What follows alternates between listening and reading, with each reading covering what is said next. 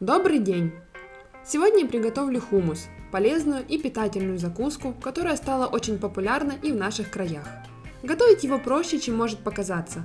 Так что поехали!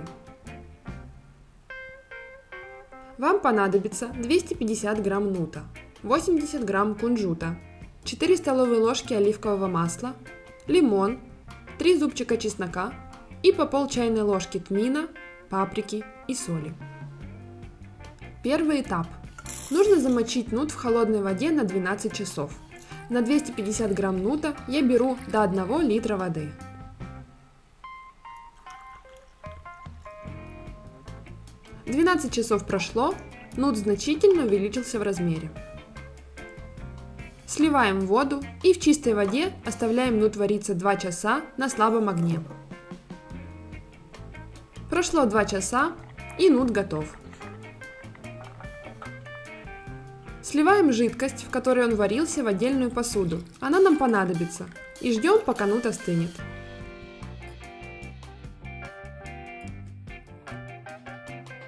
Тем временем приготовим кунжутную пасту, но можно использовать и покупную. Понадобится 2-3 столовые ложки. Кунжут сначала нужно поджарить на слабом огне до золотистого цвета, постоянно его помешивая и равномерно распределяя на сковородке.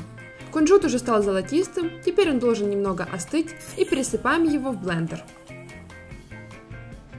Сюда же добавляем 3 зубчика чеснока и оливковое масло.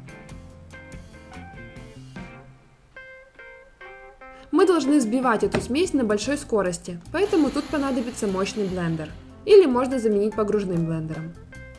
Кунжутная паста готова. Теперь соединим все наши ингредиенты. Нут, 2 столовые ложки кунжутной пасты и 200 мл жидкости, где варился нут. Взбиваем все погружным блендером до однородности.